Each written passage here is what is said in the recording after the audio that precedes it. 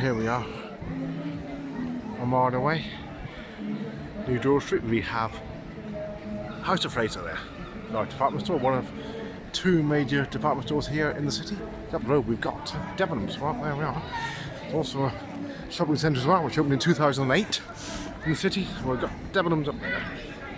There's other shops if you look around.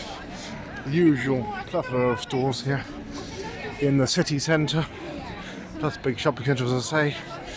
Debenhams there. There's no John Lewis in Plymouth. Debenhams, House of Fraser, and probably a few others. And lots of smaller stores. Got the banks here as well.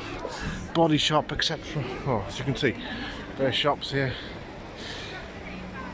Post-war architecture after air raids during the war.